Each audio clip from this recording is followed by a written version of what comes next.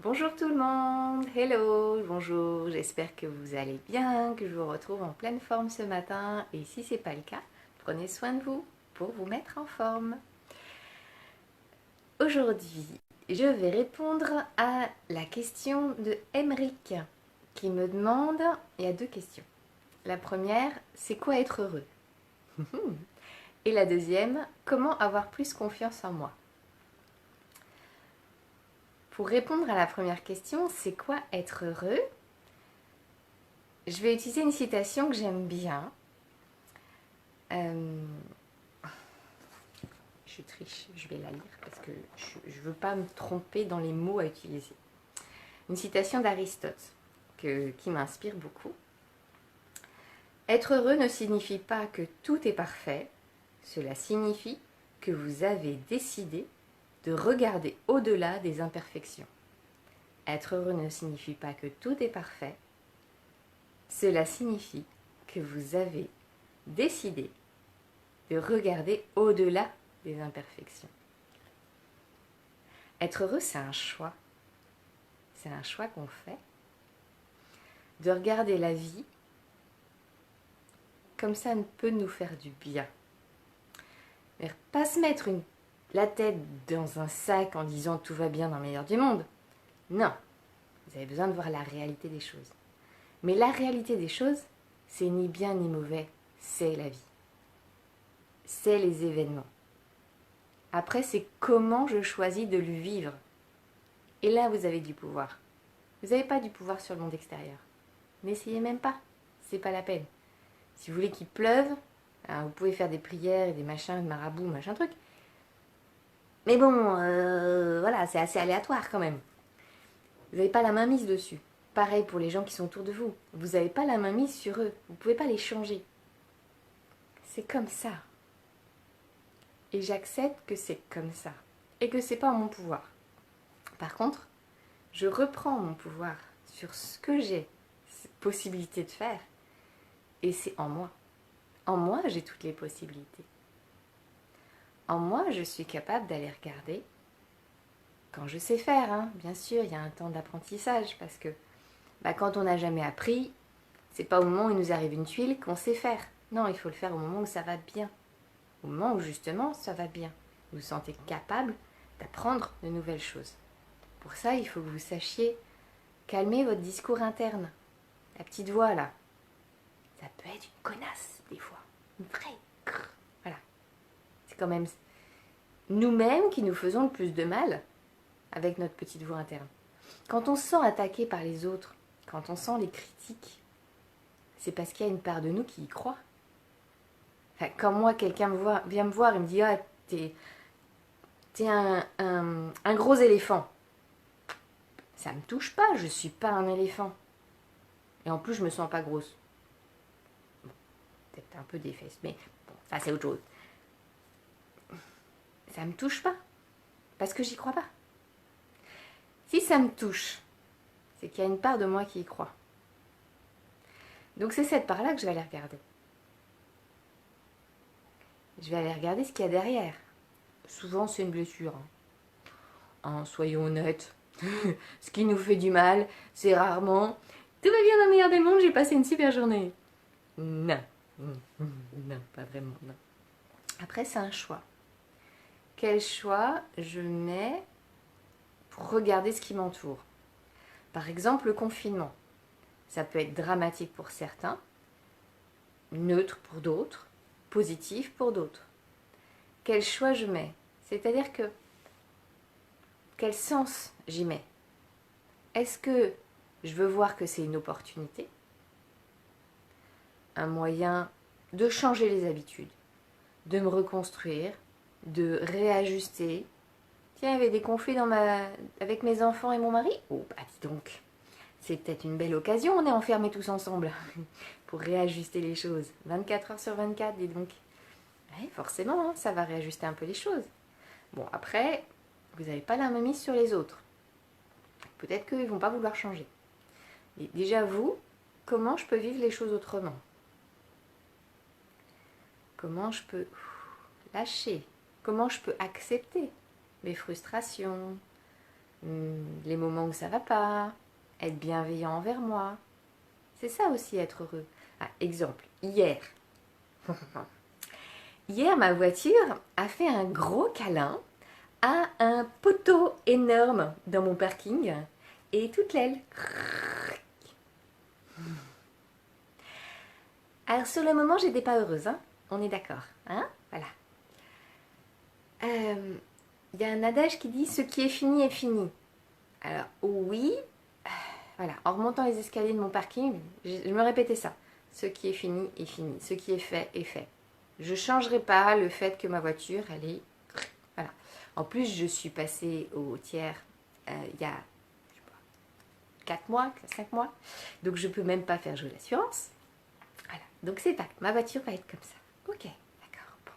Il y a un temps de... Ok, j'intègre le truc. Hein, des réceptions du machin. Et après, qu'est-ce qui était là? Mais il y avait de la tristesse en moi. Il y avait de la déception.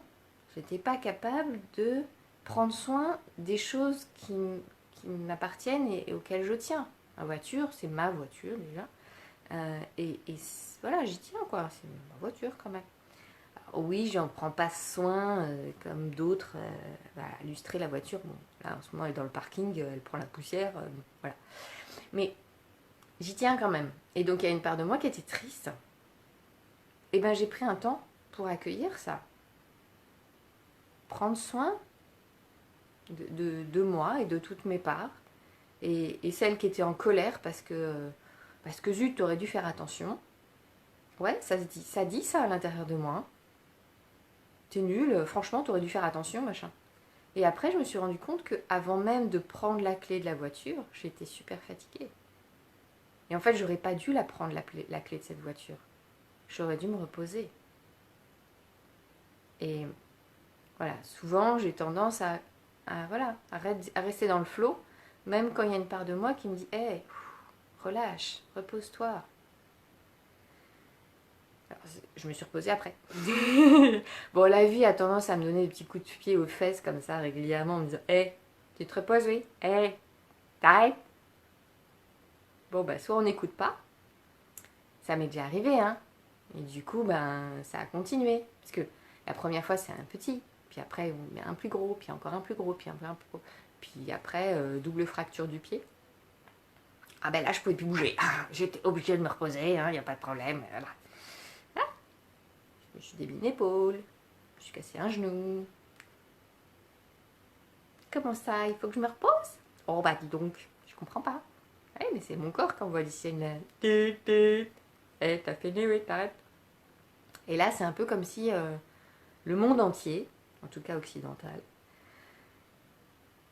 moderne, enfin, développé, est en train de dire « Hé, arrête, repose-toi. Reviens aux choses essentielles.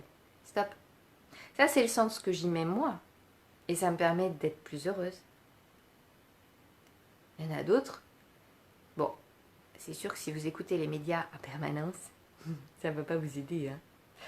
Les médias ne sont pas faits pour vous informer d'une manière objective. Hein? D'accord? On a tous compris ça. On maintient la peur en permanence et on vous noie d'informations sur lesquelles vous n'avez absolument aucun pouvoir pour que vous sentiez impuissant. Oui, parce que si le peuple il se rendait compte que en fait, c'est lui qui avait la puissance dans les mains, comment dire, ça se passerait pas tout à fait pareil, hein? Non, mais vous avez le choix. La télécommande, c'est vous qui l'avez. Vous pouvez éteindre. Et vous avez aussi les informations. Hein. Vous aurez aussi voilà, vous êtes au courant de ce qui se passe dans le monde, même sans regarder la télé. Bon, ceci à part. Deuxième question. Comment faire pour avoir plus confiance en moi? Comment faire pour avoir plus confiance en moi? Alors, il y a aussi besoin d'un apprentissage et de faire des choix. Je me suis rendu compte, pour moi et puis beaucoup de gens, voilà, qu'on se baladait avec notre confiance en soi. J'avais trouvé, j'avais une balle tout à l'heure, je sais pas ce que j'en ai fait. Bon, pas grave. On se balade avec notre confiance en soi ici. Tant qu'on ne sait pas quoi en faire. Voilà. Et puis à chaque fois qu'il y a quelqu'un qui vient, il tape dessus, ou il le renforce, ou il en prend soin, mais voilà, on laisse les autres influencer notre confiance en nous. On laisse le monde extérieur influencer notre confiance en nous. Sauf que c'est pas la bonne manière, forcément, parce que la confiance en soi, c'est quelque chose de précieux, qui nous est offerte, hein, qu'on doit prendre soin, c'est à nous d'en prendre soin. Et donc c'est à la mettre à l'intérieur de nous, la laisser briller au monde, pas mettre une barricade devant, rien n'y touchera, je suis super fort, ça passera pas. Non, parce que c'est une part de nous qui brille quand même, la confiance en nous. C'est tout ce qui est beau en nous, qui jaillit de nous-mêmes.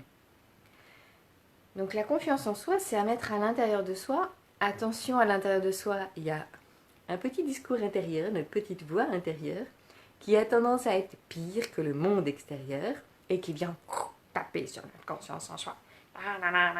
T'es nul, machin chose. Donc ça, il y a reprogrammation à faire. Pour ça, le processus,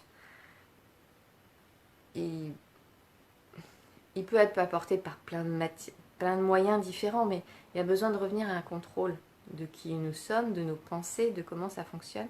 Et pour ça, c'est avoir des connaissances sur comment ça fonctionne l'être humain, comprendre ce que c'est que l'être humain,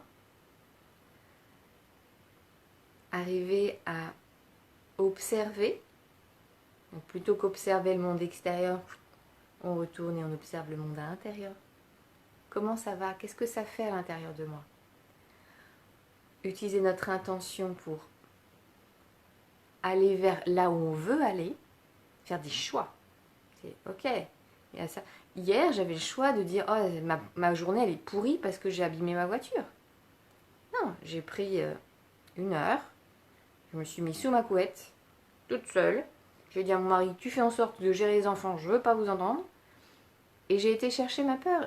Enfin, ma peur, c'était pas de la peur, c'était de la tristesse, du découragement, voilà, j'étais pas bien. Voilà. Je me suis même pas posé trop de questions. Je me suis juste ressourcée, en fait. Voilà. Je sentais que ça allait pas, donc je me suis ressourcée. J'ai pris soin de moi, et puis après, ça allait mieux. Alors oui, dans les faits, ma voiture est toujours abîmée. Hein. Mais juste, je le vis pas de la même manière. Et vous allez voir que plus vous cheminez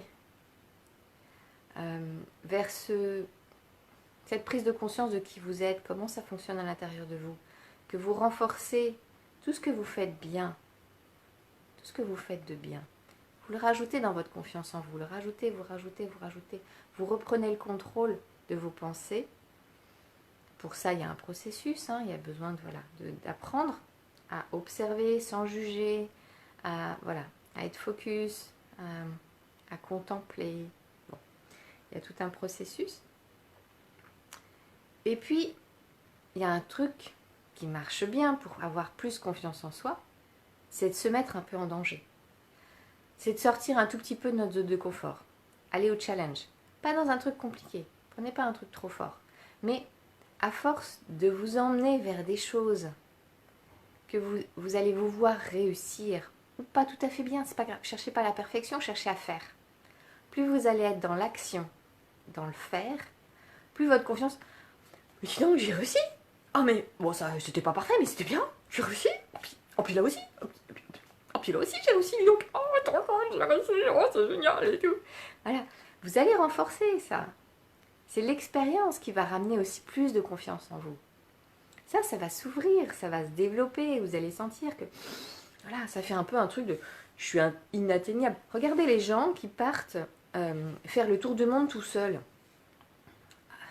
Ils sont face à tellement d'expériences à faire. Ils ont confiance en eux.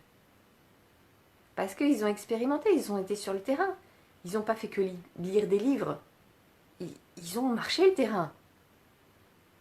Ils se sont retrouvés dans des situations compliquées. Ils se sont retrouvés dans des situations horribles, mais ils les ont traversées. Ils se sont retrouvés dans des situations géniales aussi. Ils ont tout traversé. Et donc du coup, ça donne de l'expérience. Et avec cette expérience, de la confiance. C'est naturel. Ça se fait tout seul. Plus vous faites des choses, plus vous avez confiance en vous. Un enfant petit, il a confiance en lui. Il perd sa confiance à force de rater et d'avoir un discours qui vient le casser. Si le discours il n'est pas soutenant à ce moment-là, ça casse. Et comme il est fragile, il ne sait pas faire seul. Et je crois que quand on était petit, on n'a peut-être pas eu un discours hyper soutenant. Donc c'est intéressant. C'est un état de fait. Ok. J'ai été construit comme ça. Ma responsabilité d'adulte, c'est d'aller soigner mes blessures d'enfant. C'est pas le monde extérieur qui va le faire. Je nie pas ce qui s'est passé. Je ne mets pas de côté en disant ma tête dans le sac, tout va bien, il ne m'arrive rien et je suis super fort et tout va bien. Non, parce que dans les faits, vous êtes blessé. Si vous êtes dans une course infernale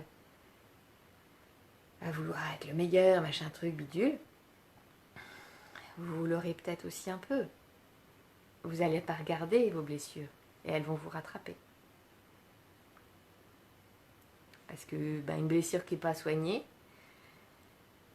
elle s'infecte, elle grossit, elle grossit, elle grossit, elle grossit jusqu'à ce que vous la voyez, vous puissiez en prendre soin. C'est à hauteur de votre capacité à regarder. Ouais, c'est pas très drôle ce que je raconte.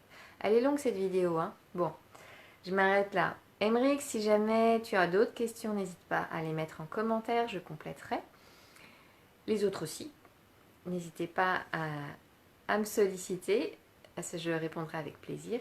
Je vais couper cette vidéo et je vous retrouve dans 2 minutes pour une sophro pour renforcer justement la confiance en nous. A tout à l'heure, je vous souhaite une bonne journée. Mouah. À bientôt.